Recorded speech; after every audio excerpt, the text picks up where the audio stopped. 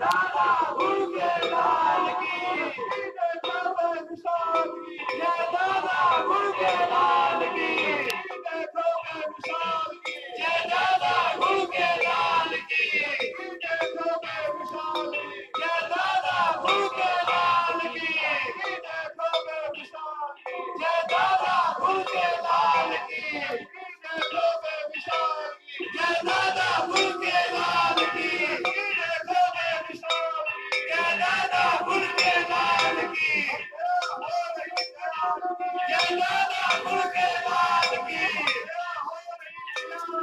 जय दादा गुरु के लाल की, हो रही जान की, जय दादा गुरु के लाल की, हो रही जान की, जय दादा गुरु के लाल की, हो रही जान की, जय दादा गुरु के लाल की, हो रही जान की, जय दादा गुरु के लाल की, हो रही जान की, जय दादा गुरु के लाल की, हो रही जान की, जय दादा गुरु के लाल की, दादा गुरु के लाल की, जय दादा गुरु के लाल की, दादा गुरु के लाल की, जय दादा गुरु के लाल की, दादा गुरु के लाल की, जय दादा गुरु के लाल की, दादा गुरु के लाल की, जय दादा गुरु के लाल की, दादा गुरु के लाल की, जय दादा गुरु के लाल की, दादा गुरु के लाल की, जय दादा गुरु के लाल की, दादा गुरु के लाल की, जय दादा गुरु के लाल की, दादा गुरु के लाल की, जय दादा गुरु के लाल की, दादा गुरु के लाल की, जय दादा गुरु के लाल की, दादा गुरु के लाल की, जय दादा गुरु के लाल की, दादा गुरु के लाल की, जय दादा गुरु के लाल की, दादा गुरु के लाल की, जय दादा गुरु के लाल की, दादा गुरु के लाल की, जय दादा गुरु के लाल की, दादा गुरु के लाल की, जय दादा गुरु के लाल की, दादा गुरु के लाल की, जय दादा गुरु के लाल की, दादा गुरु के लाल की, जय दादा गुरु के लाल की, जय गुरुदेव।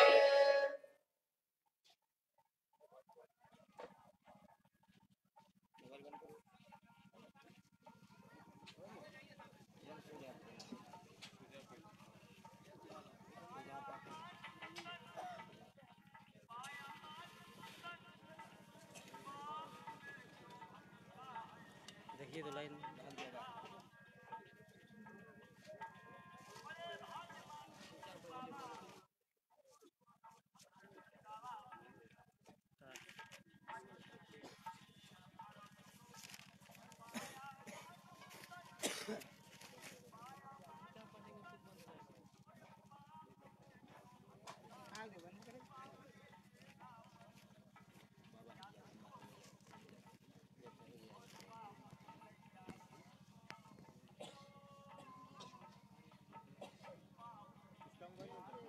मोबाइल बंद करो।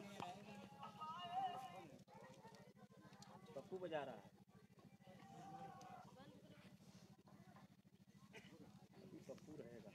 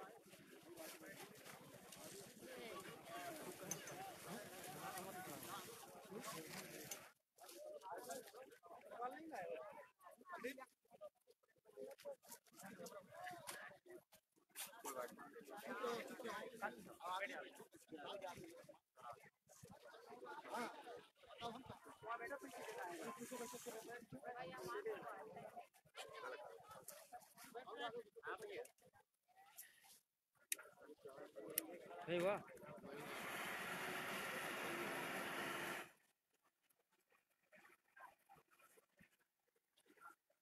देखता हूँ अभी। अरे अभी हो जाएगा। 9% काट पूरा था। लूज ऐसा लगता है।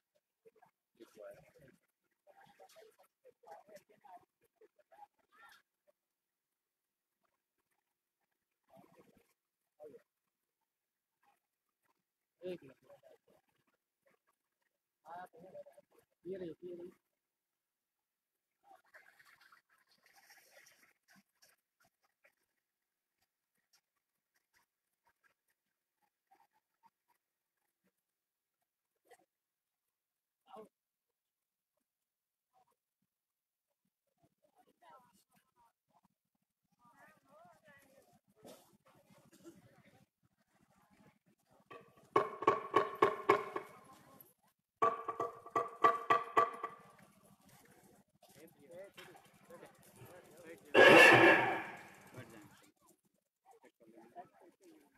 चलो चलो जल्दी चलो,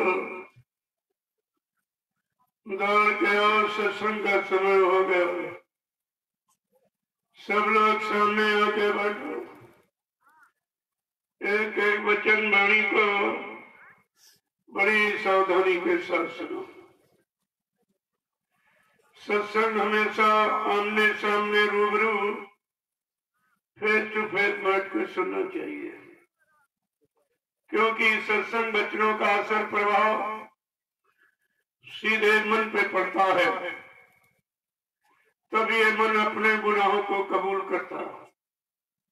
मैंने कितना अच्छा किया, कितना बुरा किया, कितना पाप किया, कितना पुण्य किया, कितना सुख किया, कितना सुख किया। वैसे शैतान मन किसी से मानने वाला नहीं है। इसने बड़े बड़े ऋषि मुनियों को, योगियों को, महर्षियों को, ब्रह्मचारियों को धराशायी कर दिया। ऐसा शैतान मन हमारे सबके मनुष्य मंदिर में रह रहा है। न हमने आपने आज तक इसको निकाल पाया है, न इस पर कंट्रोल नियंत्रण नहीं कर पाया।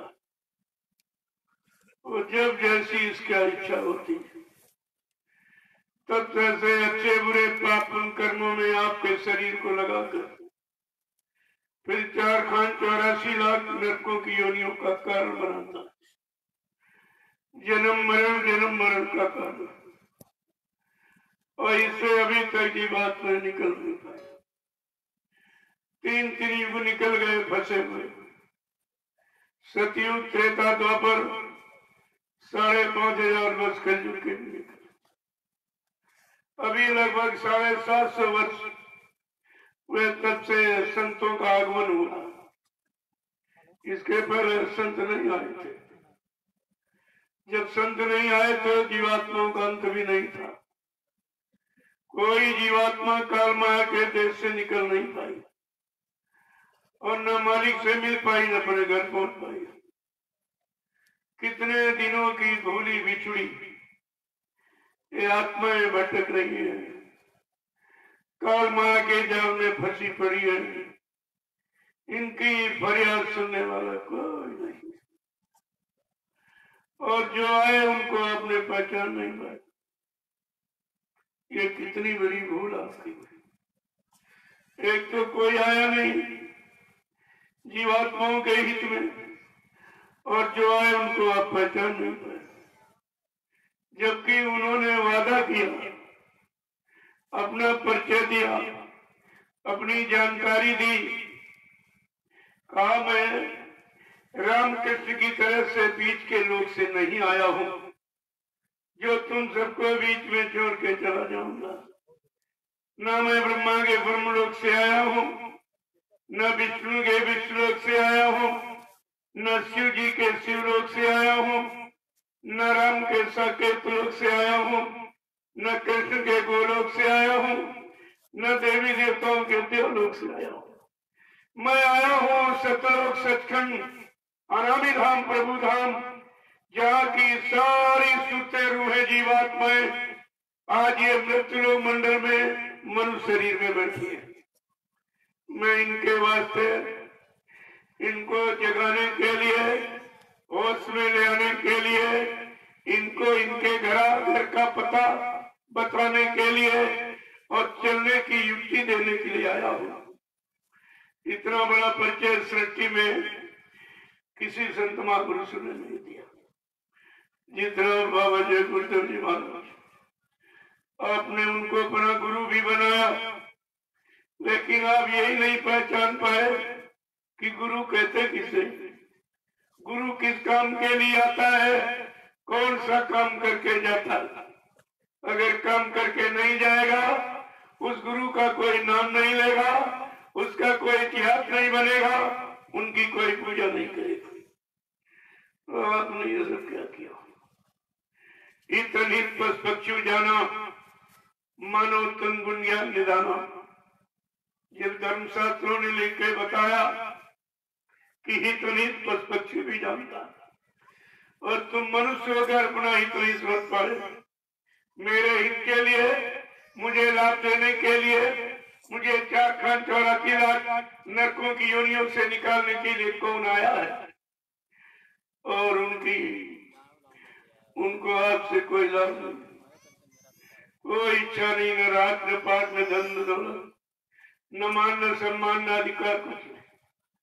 जीवात्माएं जाग जाए, अपने घर को चली जाए, हमेशा के लिए उनको छुटकारा मिले। प्रेमियों, पहली बात तो ये समझ लो, जीवात्माओं का आना हुआ कैसे, कैसे आई और कैसे फंस गई, अब निकल क्यों नहीं पाई, कोई पहुंचा क्यों नहीं पाया। इसी जानकारी का नाम है सत्य संग। जिस दिन उस सत्य का संग कर लोगे, जीवात्मा सत्यलोक सचखंड अपने घर पहुंच जाएगी। बस आपने सत्संग का तो समझ लिया।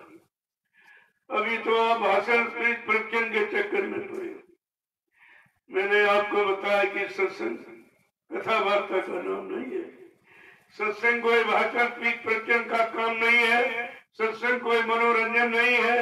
ये संतों की अमर वाणी, जो अमर देश जीवात्मा को पहुंचाने के लिए। बात तो असली है कि आप सत्संग वचनों को संभाल के नहीं रखा।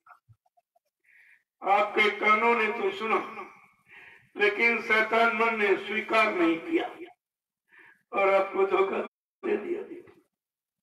इसलिए जीवात्माओं का आना कैसे हुआ, यही से सत्संग प्रारंभ होता है। न जीवात्माएं आई होती, न काल ने फटाया होता, न संतों की आने की जरूरत थी, न उनको युक्ति देने की यानी नामदान फरमाने की क्या जरूरत थी। इसलिए जीवात्माओं का आना कैसे हुआ, ये कोई नहीं बताएगा। जीवात्माओं के अंदर एक इच्छा होती, वैसे बगैर मालिक की प्रेरणा से यहाँ पत्ता नहीं हिल सकता, बगैर उसकी सत्ता के पत्ता नहीं हिल सकता। लेकिन उनकी ही मौज हुई अपनी मौज मर्जी में कि इस काल देश का इतिहास बनाने के लिए और मृत्युलोक से सत्यलोक तक जीवात्माओं को सारे लोग की जानकारी कराने के लिए उन्होंने ऐसी मौज की और इनके अंदर प्रेरणा पैदा कर दिया। जीवात्माओं के अंदर एक प्रेरणा, एक प्रेरणा, एक जिज्ञासा, एक उत्साह पैदा कर दिया।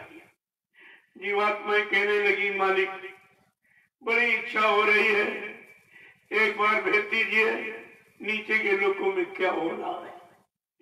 वो सोचती थी शायद जिस लोग में मैं रहती हूँ इससे ज्यादा कोई अच्छा हो। तो सत्पुरुष ने बहुत तेरा समझाया कि देख पागल मत बन, सबसे नीचे कार माया का देश है, वो बहुत खराब है। वहाँ पाप और पुण्य है, रात और दिन है, दुख तकलीफ है, लड़ाई झगड़े हैं, जन्म और मरण है, बहुत खराब थी, लेकिन इतनी मजबूत प्रेरणा भर दी थी, कह रही नहीं नहीं मालिक, इच्छा हो रही, दया कर दीजिए, बैठ दीजिए। सतपुरुष ने ठीक, अगर तुम्हारी इच्छा है, लो ये नाम और सतगुरु को पकड़ो, यही नामदान है।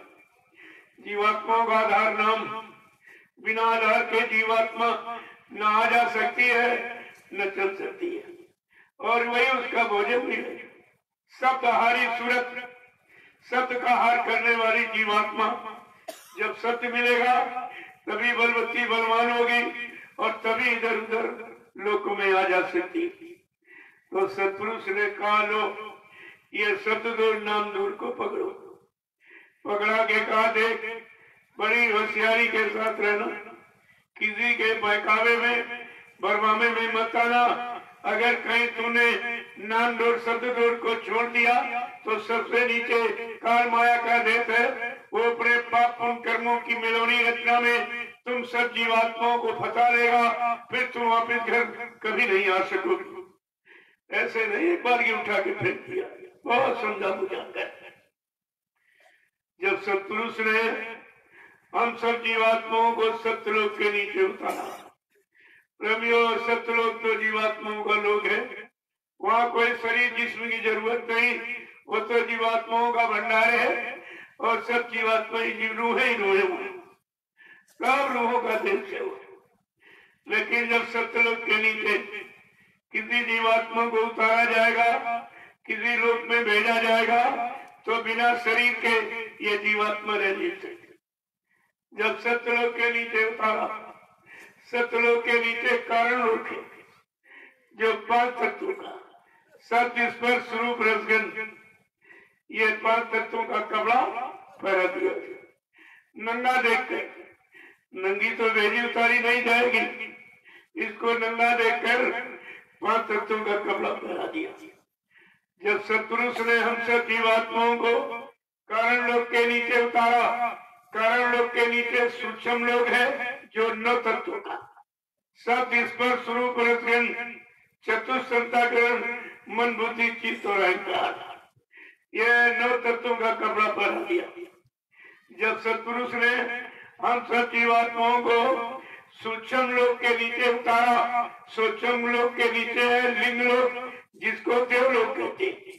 जब लिंग लोक में उतारा तो ये 17 तत्वों का 10 इंद्रियां, चतुष्संताकरण, सतोगुण तमोगुण रजोगुण, ये 17 तत्वों का कपड़ा पहना दिया। जब सतपुरुष ने हम सब जीवात्माओं को लिंग लोक के नीचे उतारा, लिंग लोक के नीचे है ये मृत्यु लोक, जहाँ हम आप बैठे, लेकिन संतों ने इसको स्थूल लोक कहा।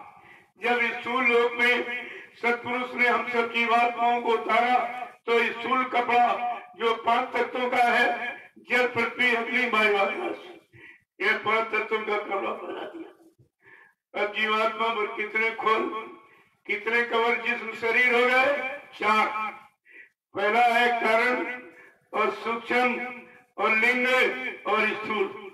जो इन चारों कपड़ों को उतारना जानता, जीवात्मा को पाक साफ निर्मल करके खड़ा करेगा, वो नामदान देगा। अरे वो नामदान देता है जिसको जीवात्मा पर चढ़े खोल और 4 कब्रों को मतलब जो उतारना जानता है, पाक साफ निर्मल पवित्र करके इसे खड़ा करेगा, वो जीवात्मा को नामदान देगा। ये है नामदान देने। और तुम्हें ये कुछ नहीं मालूम कि देने वाला कौन, सुनाने वाला कौन। ये अगर जानकारी सत्संग बचनों की आपने कर ली होती, कोई दाढ़ी बढ़ा के गुरु का कपड़ा पहनकर गुरु बन के धोखा दे सकता है। अरे दाढ़ी कपड़ा गुरु होता कि काम गुरु है? नाम गुरु है। जो नाम को जगाएगा वही जीवात्माओं का काम करेगा। जीवात्मा का आधार नाम है। जब नाम पकड़ाएगा और नाम को नाम जहाज पर बैठा कर इसको इसके घर पहुंचाएगा, वो समय का सतगुरु माना जाएगा। प्रेमियों गुरु बनने का, और तुम्हें ये कुछ नहीं मालूम है। सुनाया तो आपको सब दिया। 10 जुलाई 1952 से 2012 तक सब यही सुनाया गया यही समझाया गया, यही चिताया जगाया, होश में आपको ले आया गया और मतलब यानी तुम्हें परमार्थी सेवा में लगाया गया जिससे तुम्हारे पाप कर्मों की अदायगी हो जाए। जब तक पाप कर्म नहीं उतरेंगे जीवात्मा यहाँ से निकलेगी। धर्मराज दरबार में सबका जारा दे, वो दरवाजे खड़ा हो जाएगा, कहेगा मेरे देश का, मेरे यहाँ का कोई कर्जा तो तुम्हारे पर नहीं है, अगर कोई कर्जा रह गया तो फिर आपको वापिस रहते नहीं आने। धर्मराज दरबार में सबका जाना नहीं, लेकिन घाट जगाती क्या करे जब सिर बोझ न हो, जब तुम्हारे सिर पर लगा कर्मों का बोझा सतगुरु दयाल परमार्थी सेवा में लगाकर जब सब उतार देंगे तो वो क्या करेगा, वो धर्मराज क्या करेगा। लगो कितना बड़ा काम, कितने युगों का भूला बिछड़ा आपका करने के लिए आए और आपने उनको बचा नहीं पाया। उन्हीं को कह रहे मर के चले गए, धोखा दे के। अरे भाई तो ये काम तुम्हारा करेगा कौन? यहाँ तुम करोड़ों रुपए किसी को दो, को मेरा एक कर्जा निपाट दीजिए, एक कर्म कोई काट दीजिए, ये है ताकत किसी के अंदर।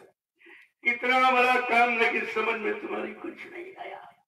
काल ने ऐसा दांव मारा तो तुमको एकदम गुरु की चरण शरण और दया से हटा के बाहर फेंक दिया। फिर तुम उन्हीं गुनाहगारों के यहाँ चले गए जहाँ गुनाह करके आपने कर्जा लाद रखा था। सतगुरु दयाल उन्हीं गुनाहों के कर्जे को निपटाने के लिए आए और आपको तमाम तरह की सेवाओं में लगाया, क्योंकि भजन से कर्जा उतरता है और भजन कर्जों में कर नहीं कोई सकता। क्यों? तामस दे भजन नहीं हुई।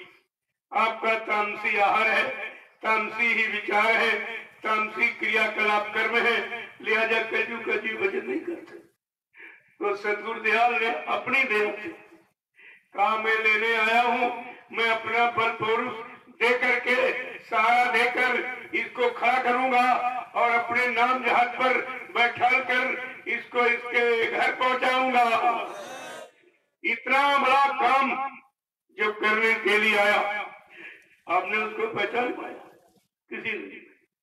किसी ने भी नहीं पहचाना।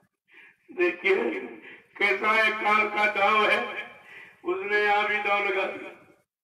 सत्संग में आके करा बखेड़ा, यहाँ भी बखेड़ा उसने फैला दिया। जबकि सतगुरु दयाल ने क्या कहा बच्चा ये काल माया का देश, बड़ी होशियारी और सतर्कता के साथ रहना। यानी तमाम काल के जीवों ने मेरे यहाँ बैठ के नाम सुन लिया, ले नहीं लिया है, सुन लिया, और काल ने उनकी ड्यूटी लगाई।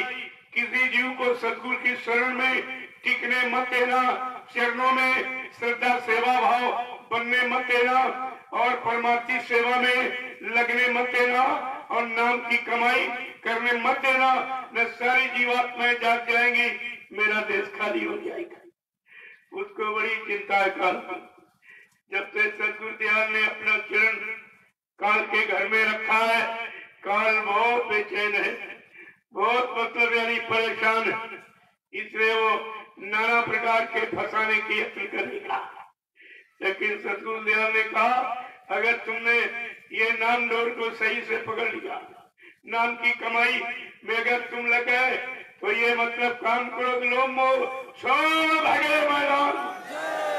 ये जो काल ने पहरेदार लगाए हैं तुमको अटकाने भरवाने के लिए, कहा अगर नाम की कमाई तुमने मन बुद्धि चित्त को रोककर अगर करनी शुरू कर दी तो काम करो लोग मोह तुम्हारे कुछ नहीं कर सकते। कितना बड़ा अस्त्र, कितनी बड़ी युक्ति आपको नामदान, लेकिन कोई कीमत नहीं। न नामदान की कीमत की है, न नामदान देने वाले की कीमत। तुमने तो सिवाय कलंक, सिवाय अपराध के सिवा दूसरा काम किया ही। प्रेमियों, जब जीवात्माएं इस काल नगरी में आ गई तो काल ने बड़ी होशियारी के साथ कह रहा कि अरे भाई अपने देश से आई है, क्या सामान लेके आई है।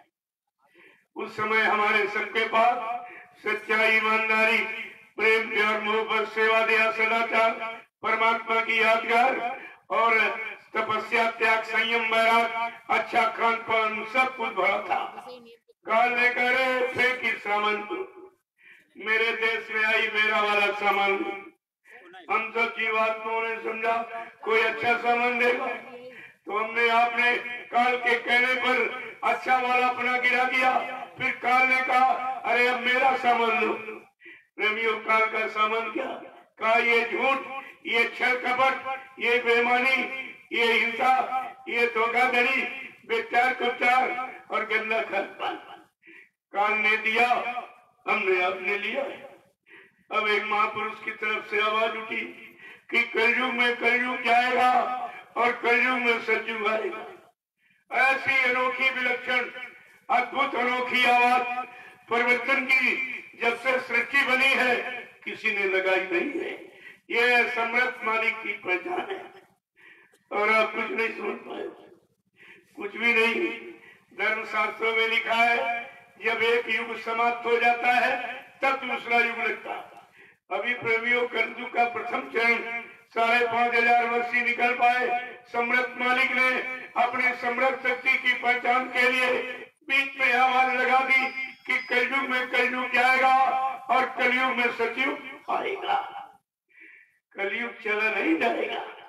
जैसे तुम्हारे घर में कोई मेहमान आया, अरे 2-7 दिन रहेगा, चला जाएगा, तुम्हारा घर थोड़ी ले जाएगा। इसी तरह कलयुग मेहमान के रूप में बाबा जी ने क्या कहा, ऐ कलयुग, तूने हर युग में जाके सबको परेशान किया। जब तू सतयुग में गया तो बाप बेटे यानी मतलब प्रहलाद हिरण्यकश्यप में तूने झगड़ा करा दिया। जब तू त्रेता में गया भाई भाई में झगड़ा करा दिया, रावण विभीषण में। कलयुग जब तू द्वापर में गया मामा भांजे कृष्ण और कंस में झगड़ा करा दिया। लेकिन आज मैं तेरे घर में अपनी तपस्या त्याग के बल पर 1000 वर्ष के लिए सतयुग लाऊंगा और जितनों को नाम दान दूंगा इन सब जीवात्माओं को इनके घर पहुंचाऊंगा। बिना जीवात्माओं के घर पहुंचाए मैं इस मानव चोले से जाने वाला नहीं हूं। फिर आप धोखा कैसे खाते? क्या तुम्हारी जीवात्मा जाती है? क्या परमात्मा से मिल गई है? क्या अपने घर पहुंच गई है? क्या पाप कर्मों की माफी हो गई है? जो तुम कहते हो ये सब काम करने वाला चला गया, फिर ये काम तुम्हारा कराएगा कौन? सृष्टि में ऐसा सतगुरु दयाल को छोड़कर जिनकी शरण में आप गए उनसे पूछो, तुम कलयुग को भगा सकते हो, सतयुग को ला सकते हो, नया सुरक्षा रोजी रोटी की व्यवस्था सारे विश्व के लोगों को बना के दे सकते हो, तुम सबको शाकाहारी बना सकते हो, सबकी जीवात्माओं को जगा सकते हो। तुम्हारे किसी के पास नाम जहाज है जिस पर बैठा कर जीवात्माओं को उनके घर पहुंचा सकते हो? अगर प्रेमियों आप ये प्रश्न करने लगो 2 मिनट में सच्चाई का रात खुल जाएगा। हकीकत क्या है? हकीकत क्या है? सच्चाई क्या? रियलिटी का यह सब खुल जाएगा। लेकिन जब तुम्हारे पास गुरु का वचन ही नहीं है, सत्संग वचनों को संभाल के आपने रखा नहीं, तो आप प्रश्न ही क्या करोगे? प्रेमियों, जब जीवात्माएं फंस गई, काल ने बता दिया, बहका करके नाम डोर शब्द डोर छीन ली। अब जीवात्मा निहत्थे हो गई, कुछ नहीं आया। बिचारी जाए तो कैसे जाए? जीवात्माएं फंस गई, लंबा समय निकल गया, जीवात्माएं वापस घर नहीं पहुंची तो मालिक को चिंता होगी कि निश्चित काल ने कोई चाल चलकर अपने कर्मों के जाल में सब जीवात्माओं को फंसा दिया है। और जीवात्माओं ने मेरा कहना नहीं माना, भूल गई, उसने नामडोर को छोड़ दिया। तो क्या लिखा? लाग दया कोमल चित संता, तब संत महापुरुषों के हृदय में दया उठी। उन्होंने अपना सत्यलोक मंडल छोड़कर इस मृत्युलोक मंडल पर हम सब जीवात्माओं को जगाने के लिए और घर पहुंचाने के लिए आ गए। ऐसे नहीं आवाज लगाई कि हम आए हुए देश से जहां तुम्हारा धाम, तुम सबको घर पहुंचाना एक हमारा काम। प्रेमियों, इतनी बड़ी जानकारी मिलने के बाद फिर आपके दर्शन का में चली गई। कहा मैं कि धाम से आया हूं, कौन सा काम करके करने आया हूँ, कौन सा नाम लेके आया हूँ। दाम काम नाम जब तीनों की जानकारी आपको मिल गई फिर आपको शंका कैसे? इसका मतलब है आपने गुरु के वचनों को संभाल के नहीं रखा। बस उसी का एक परिणाम है कि दर दर की ठोकरें खा रहे। अभी क्या जो आगे खराब समय आ रहा है, जिस खराब समय से बचने बचाने के लिए काल की मार न पड़े, जम की जूतियां खानी न पड़े, इसलिए सतगुरु दयाल आए और आपको सर्वप्रथम नाम और सतगुरु यानी नाम दिया, पकड़ाया कि जल्दी से नाम की कमाई कर लो और आप आत्मा का आंख कान ना खुल जाए, ये अपने घर को चली जाएगी। काल क्या करेगा? काल माया का कोई जोर नहीं करेगा। लेकिन आपने कोई बात नहीं, उन्हीं को बुला दिया, उन्हीं को कह रहे मर के चले गए जो तुम्हारी जीवात्मा के कल्याण उतार के लिए आए। अब ये तुम्हारा काम करेगा। विचार कीजिए, जब जीवात्मा वापिस नहीं पहुंची, मालिक को चिंता हो रही, अरे अपने बच्चों को, हर माँ बाप को चिंता, पड़ोसियों को चिंता थोड़ी होगी और किसी की लोग की शक्तियों को चिंता नहीं होगी, क्योंकि जीवात्मा सब उसी मालिक की है। अपने जीवात्माओं की रक्षा, अपने जीवात्माओं को मुक्त कराने के लिए इस काल माया के देश में आए और आपको सर्वप्रथम नामदान दिया। कहा जल्दी से इसकी कमाई करें। प्रेमियों, जब सतगुरु दयाल आए, देखा मन की डोरी माया के हाथ में, बुद्धि की डोरी ब्रह्मा के हाथ में, चित्त की डोरी विष्णु भगवान के हाथ में, अहंकार की डोरी भगवान शिव के हाथ में, आत्माओं की डोरी निरंजन भगवान के हाथ। सब जगड़े पकड़े बैठे। बोलो ऐसी स्थिति में जीवात्मा बिचारी क्या कर सकती? कितने मजबूत डोरियों में इसको और गहरे खूंटे गड़े निदान काम करो लोग मोह अहंकार के खूंटों में इन सब डोरियों को बांध दिया। अब कौन ऐसा बलवान है जो काल को पछाड़ेगा, काल को मार गिराएगा, काल को हराएगा? वो जीवात्माओं की डोरी काल के हाथ के छीनकर अपने हाथ में लेगा, तब हम सब जीवात्माओं को नामदान देगा। प्रेमी वैसे नामदान दिया जाएगा, डोरी काल के हाथ में। और काल बड़ा बरियार है, जिसने ऋषि मुनियों को नहीं छोड़ा और तारी शक्तियों जिनको भगवान कहते हो उनको भी अपने अधिकार में दबा के रखा, तो वे नहीं निरंजन भगवान काल भगवान के हाथ से आत्माओं की डोरी छीनने की ताकत कौन रखता है? कौन छोड़ेगा? देखो कितनी बड़ी बात है, लेकिन आपकी समझ में कुछ नहीं आया। अगर ये सब सत्संग वचन आपने गौर ख्याल से सुने होते और अपने में कुछ रखकर अपने जीवन में उतारा होता, आज समृद्ध मालिक में कोई शंका का विषय नहीं। अरे गुरु दरबार में शंकाओं का समाधान होता है और तुम गुरु में ही शंका कर रहे हो। जो समाधान के लिए आया तुम उसी में शंका कर रहे हो। इसीलिए गोस्वामी महाराज ने लिख के बताया कि बहुरी काल करिए सत्संगा और तब ही हो ये संसार सब भंगा। आप बहुत समय तक सत्संग करो, सुनो सुनाओ पढ़ो पढ़ाओ नहीं करो, करने का फल होता है। कथनी का सुनने का बकनी का कोई लाभ नहीं, लाभ है करने का। और संत मत करनी ही सिखाता है, काल मत कथनी बकनी, संत मत करनी सिखाता है। करनी करो मार मन डालो, इंद्रिय भोग विसारो, इतना काम करो तुम अपनी, फिर आगे की सतगुरु जानी। इतना काम शरीर इंद्रियों से जो आपने बिगाड़ किया है, भोगों में फंसकर जीवन को नष्ट बर्बाद किया है, सारी शक्ति को बर्बाद किया है, इतना तो काम आपसे कराया जाएगा। समृद्ध मालिक होते हुए भी ये कर्म आपसे करा जाएंगे, क्योंकि बिना किए अगर दे दिया जाएगा तो आप कीमत नहीं करोगे। जैसे नामदान आपसे कोई तपस्या नहीं करेगा, कोई परिवार नहीं छुड़ाया गया, गृहस्थी परिवार में रखा, बाल बच्चों के बीच रखा गया और कहा परिवार पालन पोषण के लिए खेती करो, दुकान करो, दफ्तर करो, बिजली व्यापार मजदूरी करो। लेकिन सच्चाई ईमानदारी मेहनत से करो। और गृहस्थ आश्रम से बढ़ के कोई आश्रम नहीं। ये सबसे बड़ा जंगल, गृह कारज नाना जंजाला, इतने कटीले नुकेले कांटे हैं इसमें तरह तरह के। अगर घर गृहस्थी में समय बचाकर आपने थोड़ा सा भी भजन कर लिया तो आपका पूरा मान लिया जाएगा, क्योंकि गृहस्थी में किसी ने किया था, सब जंगल भाग गए। काटता है तो काटता है। परमात्मा खुदा ने सच्चा अच्छा ईमानदार समझकर एक परिवार में आपका जन्म दे दिया, किसी जाति ने आपको पैदा कर दिया और मतलब यानी और तुम्हारे सहयोग के लिए पद पत्नी यानी जोड़ दिया। और जो तुमने कुछ लिया और दिया नहीं, वो लेन देन के लिए कोई बेटा बन के कोई बेटी बन के तुम्हारे घर में आ गया।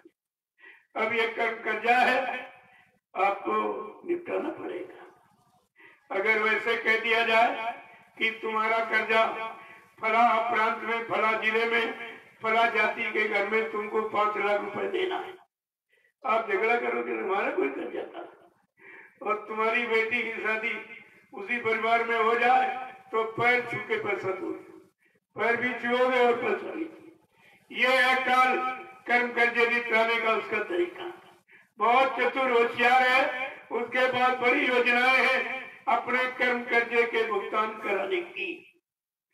प्रेमियों, जब सदगुरु दयाल आए और जीवात्मा सब काल के हाथ, तो सदगुरु दयाल ने क्या किया? सर्वप्रथम काल के हाथ से हम सब जीवात्माओं की डोरी को छीनकर अपने हाथ में लिया, तब हम सबको नामदान दिया। ऐसे नामदान दिया जाता। जो जीवात्माओं की डोरी काल के हाथ से छीनने की ताकत रखता वो नामदान। डोरी काल के हाथ में तुम दयाल देश कैसे पहुंचा दो? ये सुनाने का विषय नहीं है, ये करने का विषय है। इसमें अगर ये सत्संग वचन आपने संभाल के रखे होते, कोई दाढ़ी बढ़ा के गुरु का कपड़ा पहनकर गुरु बन के आपको धोखा दे सकता था, लेकिन तुम्हारे पास तो कोई पहचान ही नहीं, तो फंस तो आप जाओगे। जब पहचान नहीं रखोगे, जानकारी नहीं करोगे, किसी के बच्चों को नहीं मानोगे, तो फंसने के सिवा तुम्हारे पास नहीं है। अब आप सोचिए, काल इतना जबरदस्त है, जिसने भगवान रामकृष्ण को भी नहीं बचा, तो काल जल्दी तो अधिकार नहीं छीनने देगा। ये डोरी जल्दी मतलब छीनने नहीं देगा आत्माओं की, और अपना अधिकार जल्दी खत्म नहीं होने देगा, अपनी पकड़ ढीली नहीं करेगा।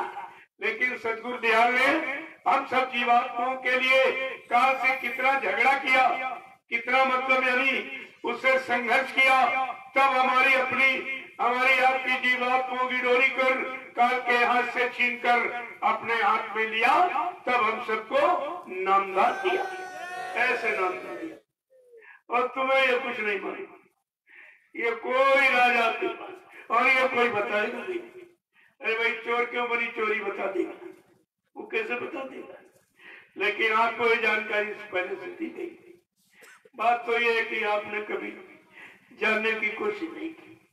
संत गोस्वामी जी महाराज अभी कलयुग में आए, जिन्होंने रामचरितमानस लिखा। उन्होंने उत्तरकांड मतलब समझते हो, जिसमें सारे प्रश्नों का उत्तर है और सारी समस्याओं का समाधान है। वो है संत का अनुभव। गोस्वामी महाराज कोई कथावाचक नहीं थे, विद्वान नहीं थे, यानी वो संत थे। संत जिन्होंने काम करो लोभ मोह का अंत किया और अपनी जीवात्मा को इस काल के अंत देश से सत्यलोक पहुंचाया था। और जो भी लोगों का अनुभव मिला है, जो लाभ मिला, कहा चलो मैंने तो परेशानियों से पाया, मुसीबत संघर्ष से पाया, यात्राएं झेल कर चलो कलयुग का जीव के लिए सरलता कर दिया। उन्होंने सरल करने के लिए रामचरितमानस को लिखा। पहले घट रामायण लिखी, रामचरितमानस नहीं लिखा, घट रामायण लिखी। इस घट के अंदर ही कहा जो रोम रोम में रमा हो राम अंदर बैठा। जो अच्छे सच्चे भाव में रत है वो भरत भी अंदर नहीं, और जिसका मन सही लक्ष्य निशाने पर वो लक्ष्मण भी अंदर बैठा हुआ। जिसने काम करो लोभ मोह अहंकार का हनन कर दिया, वो शत्रुघ्न भी अंदर बैठा। और दशरथ यानी मन, जो 10 इंद्रियों को आंकने वाला, चलाने वाला, ये मन, दशरथ रूपी मन भी अंदर बैठा। और अहंकार रूपी रावण, ये भी तुम्हारे अंदर बैठा। ये सब घट में उन्होंने दिखाया। जब घट का भेद खोलने लगे काशी में जाकर, तो काशी के ब्राह्मण विद्वानों ने, सन्यासियों ने उनका बड़ा विरोध किया, क्योंकि ये सब बहिर्मुखी थे और ये अंतर्मुखी होकर ये राज अंदर का बता रहे थे। सबने बड़ा विरोध किया। विरोध इतना बढ़ा कि इनको मार डालने की धमकी दी। जब आप संतों महात्माओं को परेशान करोगे, वो श्राप तो देते नहीं, दयाल जैसे दया करने आए हैं, श्राप देते नहीं, नुकसान आपका करते नहीं, लेकिन ज्यादा परेशान करोगे तो व्यवस्था को बदल देंगे।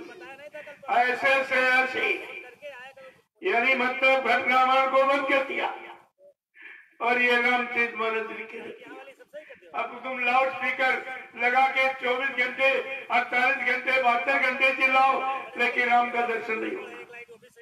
किसी लोक में तुम्हारी जीवात्मा चिल्लाने से नहीं जा सकती। प्रेमियों देखिए, और गोस्वामी महाराज ने लिख भी दिया कि हमको ऐसा क्यों करना पड़ा, मेरे सामने क्या मजबूरी आई। उन्होंने लिखा है, हरित भूमि तृण संकुलई और समुद्र परथ नहीं पंथे, जिन पाखंड विवाद से और लुप्त भय सदग्रंथ का पाखंड विवाद बढ़ रहा है, इसलिए मैं सदग्रंथों को, सच्चाई वाले ग्रंथों को मैं लुप्त कर रहा हूँ। और कहा कि जैसे बरसात में हरी हरी घास जब उगाती है तो 60 कट पगडंडी मार के और रुद्ध हो जाती है। 60 कट जो मार, ये 60 कट रास्ता अंतर्भेद अंतर का जो गोस्वामी महाराज ने खोला, ये आत्मा को परमात्मा से मिलने का एकदम 60 कट सीधा रास्ता था। लेकिन जब लोगों ने विवाद किया तो नाराज हो गए। नाराजगी में क्या किया, उन्होंने ऐसे से ऐसे एकदम बंद कर दिया और कहा लोग तुम चिल्लाओ। अब हिंदू चिल्ला रहा और मुसलमान चिल्ला रहा। मुसलमानों ने हुजूर पैगंबर मोहम्मद साहब जो खुदा से मिलाने के लिए आए थे, खुदाई पैगाम लेकर, इन्हीं मुसलमानों ने उनको इतना तबाह कर दिया, परेशान कर दिया और मक्का से मदीना भगा दिया और काफिर कहते, कहा ये काफिर है, भगा उसको। मक्का से मदीना भगा दिया। अब ये भी अल्लाह का हल्ला मचा रहे, होने वाला कुछ नहीं। अब ये चारों फंस गए, यानी पंडा पुजारी मंदिर की चोटी पर लाउड स्पीकर लगा के हल्ला मचा रहा और मुल्ला मौलवी मस्जिद की चोटी पर लाउड स्पीकर लगा के हल्ला मचा रहा और ग्रंथी गुरुद्वारे की चोटी पर लाउड स्पीकर लगा के हल्ला मचा रहा और पादरी गिरजाघर की चोटी पर लाउड स्पीकर लगा के हल्ला मचा। प्रेमियों, हल्ला में अल्लाह भी ना किसी को। अरे तुम्हारे शोर शराबा मचाने से कोई खुदा, कोई परमात्मा, कोई घाट, कोई ईश्वर, मतलब यानी कोई देवी देवता कोई मिले आपको? ये अल्लाह का विषय नहीं है। अल्लाह मचाने में अल्लाह नहीं मिले और ना ही किसी को मिला।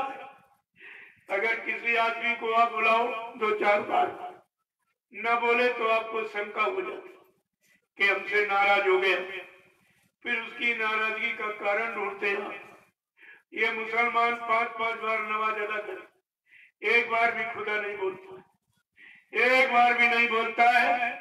और इसने कभी ये नहीं सोचा आखिरकार खुदा नाराज क्यों है, नाराजगी का कारण क्या है। अगर फकीरों की शरण जो खुदाई पैगाम लेकर आए, मतलब यानी, और उनके पास उन फकीरों के कदमों में जाके कदम पोशी की होती और खिदमत और सेवा में हाजिर नाजिर रह करके आपने उनकी तालीम और वचनों को स्वीकार किया होता तो तुम्हारा ये सब काम हो गया। कुछ नहीं, कोई कुछ करना ही नहीं चाहता और चिल्लाने में कुछ मिलना नहीं है। अब आप कितनी मेहनत कर डाली है। इसलिए संत महात्मा फकीरों को आना पड़ा कि बहुत कल बहुत समय निकल गया, इन जीवात्माओं सुरतों रूहों को काल माया के जेल में फंसे। चलो इनको एक बार चिता दिया जाए, जगा दिया जाए, इनको नाम का आधार पकड़ा दिया जाए और इनको इनके घर पहुंचा दिया जाए। ऐसी हमदर्दी लेकर आए और आपने ऐसे हमदर्द ऐसे शुभचिंतक, ऐसे रहबर रहनुमा को आपने बिल्कुल पहचाना ही नहीं, और कितना बड़ा नुकसान आपने पाया। और ये सब है शैतान मन की कमी। ये तुम्हारा शैतान मन जो अंदर बैठा, ये काल का एजेंट है, काल की तरफदारी करने वाला है। दयाल की तरफ कभी आने की सलाह नहीं देगा।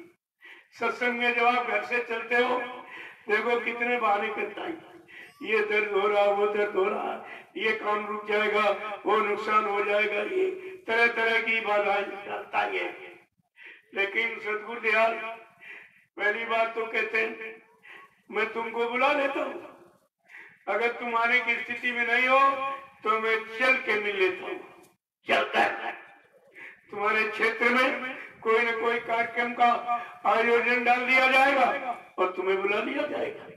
देखो कैसी अपार दया संत महापुरुषों की है, अपने जीवों के लिए वो क्या क्या करते हैं, कितना कष्ट उठाते हैं, कितनी मुसीबत आपत्ति संघर्ष देंगे। क्या सृष्टि में किसी गुरु का ऐसा इतिहास है जो अपने शिष्यों के लिए इतने परेशानी उठाई हो? बाबा जय गुरुदेव जी महाराज ने अपने शिष्यों भक्तों पर कोई मुसीबत आपत्ति ना आवे, इसलिए 21 महीने बेड़ी हथकड़ी पहनकर जेल में रहे। ये कौन सी खुशी थी? क्या किसी संत महात्मा गुरु ने अपने शिष्यों के लिए ऐसा कष्ट उठाया है? कोई ऐसा इतिहास सच्ची? ये अनोखे विलक्षण महापुरुष का की हमदर्दी का अनोखा इतिहास, और आप कुछ नहीं समझ पाते। तुम्हारे लिए जिस सम्राट मालिक ने 21 महीना बेड़ी हथकड़ी पहन ली और जेल में रही, यहाँ तक उनको तो मार डालने की कितनी बड़ी साजिश की। वो मुसलमान प्रधानमंत्री 1975 में जब बाबा जी भविष्यवाणी करते थे, तो ये मुसलमान प्रधानमंत्री भारत की और कांग्रेस का शासन था। बाबा जी ने मुझसे मुसलमान प्रधानमंत्री को बुला के कहा, बच्ची तू ब्राह्मण परिवार में पली है, ये गर्भपात नसबंदी, ये घृणित योजना है, ये भ्रूण हत्या है, इसे बंद कर दी। मैं आगे आने वाला इतिहास तुझे माफ नहीं करेगा। इसी भारत की धरती पर लगभग 350 वर्ष मुसलमानों ने राज किया, उन्होंने गर्भपात नसबंदी जैसी घृणित योजना को कभी लागू नहीं किया। लगभग 250 वर्ष अंग्रेज राज कर गए, उन्होंने भी गर्भपात नसबंदी जैसी घृणित योजना को कभी लागू नहीं किया। भगवान कृष्ण ने अपने मामा कंस को इसी भूमिका पर वध किया था। उसने अपने बहन के 7 बच्चों को गर्भ में नष्ट किया। गर्भपात की सजा भगवान कभी माफ नहीं करता। और कहा, बच्ची तुम तो धुआंधार करा रही, ये आगे आने वाला भारतीय इतिहास तुम्हें कभी माफ नहीं करेगा। बाबा जी ने ये भी कहा, ये भारत देश आजाद हो गया है, आजादी की खुशहाली के लिए जो भारतीय संविधान सप्त ऋषियों के द्वारा लिखा गया, ये तो नकली संविधान जो एक की बात की जाती, असली संविधान है जो सप्त ऋषियों के द्वारा लिखा गया। उसका पहला संविधान, जिस दिन मेरा हिंदुस्तान आजाद हो जाएगा, चुंगी, टैक्स बैरियर, परमिट लाइसेंस जैसी घृणित व्यवस्था को स्थान नहीं दिया जाएगा। महंगाई, गरीबी, बेरोजगारी को रुकवा दिया जाएगा। बढ़ते टैक्सों की भरमार को यानी खत्म करा दिया जाएगा। कहा, बच्ची तुम तो धुआंधार करा रही हो, क्यों भारतीय संविधान पर कलंक लगा रही हो? आगे आने वाला भारतीय इतिहास तुम्हें कभी माफ नहीं करेगा। सत्य, सही, नेक, भली, अच्छी सलाह देने पर वो मुसलमान प्रधानमंत्री नाराज हो गई। उसने बाबा जी पर अकारण इमरजेंसी आपातकालीन लगाकर 29 जून 1975 को जेल में बंद कर दिया और जेल में दबाव डाला कि आप अपने शिष्यों से मेरा प्रचार करा दीजिए, मैं आपको हेलीकॉप्टर दूंगी, बहुत सारा रुपया पैसा दूंगी। बाबा जी ने कहा, अरे होश में है, तू किससे बात कर रही है? अगर तुझको अपनी अमीरी पर गर्व है तो मुझको अपनी फकीरी पर नाज है। हाँ, मेरा जेल में आने का मुहूर्त है। महात्मा मुहूर्त बता रहे, ये मेरा जेल में आने का मुहूर्त है। जब तक वो मूड समाप्त नहीं हो जाएगा तो मुझे जेल से निकाल नहीं सकती। जिस दिन मूड खत्म हो जाएगा, एक पल घड़ी के लिए तू मुझे जेल में रख भी नहीं सकती। ऐसा कहने पर वो मुसलमान प्रधानमंत्री और ज्यादा नाराज हो गई। उसने बाबा जी को बेड़ी हथकड़ी पहरा दिया और बीच में डंडा लगा दिया कि ना ये बैठ पाए न लेट पाए। जो सजा डकैत कतलियों को, चोरों को, आज संत महापुरुष को दी जाए। प्रेमियों, कितना बुरा इल्जाम होगा जिसको बाबा जी ने बहुत पहले कहा था, जो हमसे टकराएगा चूर चूर हो जाएगा। ये पहले आवाज लगाई थी। प्रेमियों, वो मुसलमान प्रधानमंत्री इतनी नाराज हो गई, उसने बाबा जी को एक कटघरे में बंद कर दिया 6 महीने के लिए। कहा न इनको भोजन पानी मिलेगा, ना हवा प्रकाश, ये बाबा मर जाएंगे। मार डालने का कितना बड़ा प्रयास। और वो कटघरा उत्तर प्रदेश की जिला जेल में रातों रात हेलीकॉप्टर के द्वारा कभी जिले की जेल में, कभी उस जिले की जेल में, कभी इस जिले की जेल में। जब 6 महीने पूरे हो गए, इन लोगों ने सोचा अब तो बाबा मर गए होंगे। वो कटघरा दिल्ली की तिहाड़ जेल में खोला गया। एक भव्य प्रकाश निकला। बाबा जी साधनालीन, कपड़े एकदम प्रेस किए हुए। ये चमत्कार देखकर जेल के कर्मचारी अधिकारी घबरा गए। उन्होंने मुसलमान प्रधानमंत्री के पास सूचना भेजी कि बाबा जी मरे नहीं, बल्कि ऐसा सब चमत्कार हुआ। वो मुसलमान प्रधानमंत्री इतनी घबरा गई, दौड़ के अपने गुरु देवराम बाबा के पास गई। कहने लगी, महाराज ये जय गुरुदेव नाम के महात्मा कौन है क्या? कहा, बच्ची उनको छेड़ना मत, वो युग पुरुष है, युग सृष्टा है, युग दृष्टा है। अगर वो पलक बंद कर ले तो प्रलय हो जाएगी। कहा, महाराज हमने तो उनको जेल में बंद किया, अकारण बेगुना हमने जेल में बंद किया, हमने बेड़ी हथकड़ी पहराई, हमने मार जाने के लिए उनको कटघरे में बंद किया। तेरा बाबा ने कहा, रे बच्ची जा जा, वो दयालु कृपालु है, माफ कर दी। वो दयालु कृपालु है, वो दया करने आए हैं, वो माफ कर देंगे। वो मुसलमान प्रधानमंत्री 1979 में मथुरा आश्रम माफी मांगने आई और चरणों पर अपने सिर को रख दिया और 80 मिनट रोती रही। मैंने बहुत गलती की, बहुत गुनाह पाप किए, मैं आपको पहचान नहीं पाई, ऐसा करती रही। ये कृपालु दयालु, इन्होंने माफ भी कर दिया और आशीर्वाद भी दे दिया। वो दोबारा फिर प्रधानमंत्री बन गए। देखिए संतों की महिमा, उनके यहाँ कोई विरोधी नहीं है, उनके यहाँ कोई दुश्मन नहीं है, उनके यहाँ कोई गैर नहीं, सब अपने ही है। जो अपनों के लिए आया है वो गैरपन कभी नहीं निभाता है।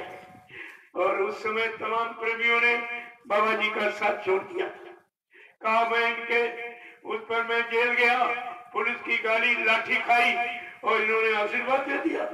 इस पर तमाम प्रेमियों ने बाबा जी का साथ छोड़ दिया था। अरे तुम्हें नहीं मालूम संत महात्मा किस रीति से कौन सा काम करेंगे। तुमको अपने काम से मतलब, अपने लाभ से मतलब, अपने कल्याण से मतलब होना चाहिए। तुम महापुरुषों को परखने आते हो, क्या उनको पहचान सकते हो, उनको समझ सकते हो? यही तो सबसे बड़ा खेल है। प्रेमियों, जब हनुमान राम नहीं गए लंका, अपने एक संदेशवाहक को, अपने एक प्रेमी को, भक्त को, हनुमान को भेजा। जब हनुमान लंका गया तो उसने 3 रूप बना दिए। देखिए, काल शक्ति का छोटा सा दूत उसने 3 रूप बना दिए लंका में। सूक्ष्म रूप धरसिया ही दिखावा। एक छोटा सा रूप बना करके सीता जी को परिचय दे दिया, मैं आ गया हूँ, मैं तुम्हारी खोज करने आ गया हूँ, अब मैं तुम निश्चिंत रहो, मैं तुम्हारी सारी सूचना पहुंचा दूं। सूक्ष्म रूप धर सियाई दिखावा और विकट रूप धर लंक जरावा और भीम रूप धर असुर संहारे और रामचंद्र के काज हमारे। अपने इस तारा गुरु राम के काम को करने के लिए हनुमान ने 3 रूप बनाया। प्रेमियों, जब काल के एक छोटा सा दूध छोटा सा सेवक 3 रूप बना सकता है। जो दयाल विश्व परिवर्तन के लिए आया, उसके लिए कौन सा काम असंभव है? कौन सा काम नहीं करेगा? अभी संतों की महिमा से आप बिल्कुल महरूम हो, खाली हो। आपको पता नहीं, जब कबीर साहब सर्वप्रथम आए, उनका जब शरीर होने का समय आया, ऐसे नहीं जैसे आपने प्रचार कर दिया बाबा जी चुपके से चले गए। उन्होंने अपने शिष्यों को बुला के बैठाला, कहा मेरी इच्छा हो रही है, ये मेरा खोल कवर शरीर जिसको पुराना हो गया, मैं इसको बदलना चाहता हूँ। जब उन्होंने शरीर छोड़ा तो दोनों झगड़ा करने लगे। नीरू नीमा जुलाहा मुसलमान कह रहा मैंने लालन पालन किया है, लालन पालन, मैं अपने अनुसार इनका संस्कार करूंगा। हिंदू कह रहा है मेरे सदगुरु है, मैं अपने अनुसार से करूंगा। और दोनों में झगड़ा हो गया। अब वो निर्णय नहीं हो पाया, पूरा दिन चला गया, निर्णय नहीं, शाम हो गई, कहा ऐसा करो भाई निर्णय नहीं हुआ है, इस पर कल विचार किया जाएगा, चलो इनके शरीर को कमरे में रख दिया। जब सुबह दोनों आए, कमरा खोला तो शरीर गायब, शरीर गायब। अरे प्रेमियों, संतों की महिमा, जब मुर्दा शरीर गायब हो सकता है तो जिंदा कहां नहीं जा सकता है? अरे जिंदा कहां नहीं जा सकता है? आपको ये संतों की महिमा पर विचार करना चाहिए। और वहां पर क्या किया? एक फूल एक चादर छोड़ दिया, दोनों को दिया तो, लेकिन समझ कोई नहीं पाया। मुसलमान ने चादर उठाई और हिंदू ने फूल उठा लिया। वो फूल नोच के फेंकने लगा, वो चादर चढ़ाने लगा। लेकिन असली अर्थ क्या था? चादर माने जिस्म शरीर, इसको तू गंदा मत होने, इस पर कोई दाग न लगने देना, ये मुसलमान के लिए। और कहा मेरी कीर्ति और मेरा यश और मेरी महिमा और मेरे वचन ये मुरझाने न पावे। इनको दे गए, दोनों भूल गए, ये दोनों बहक गए, क्योंकि इनको संत महात्मा फकीरों की शरण मिली नहीं, उनके करीब पहुंचे नहीं, वचनों को सुना नहीं, आदेश का पालन किया नहीं, नाम की कमाई की नहीं, आत्मा जगी नहीं, ये सब भ्रमित हो गए, सब बेचारे भ्रमित हो गए। ये है शैतान मन, ये करने नहीं देगा कुछ।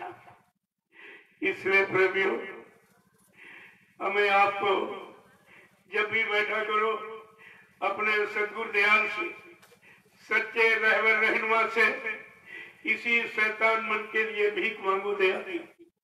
मालिक इस शैतान पर दया करिए, मेरे मन को सुधार दीजिए, मेरे मन के समस्त विकारों को निकाल दीजिए। मैं बहुत गंदा हूँ, मेरे बस का कुछ नहीं, नहीं विद्या, नहीं बाहुबल, नहीं खर्चन के दाम और मोसे पति सपन की तुम बतला दो। ये लाज मानो तन की आपके यहाँ। इसलिए जब भी कभी बैठा करो, ये सब मांगना बंद कर दो। ये सब जो मांग रहे हो काल का सामान मांगते, और दयाल क्या जाना चाहते हो, सामान काल का इकट्ठा कर रहे। तुमको ये भी नहीं मालूम हम ये कर क्या रहे। जब भी बैठा करो तो सदगुरु दयाल से एक ही प्रार्थना करो,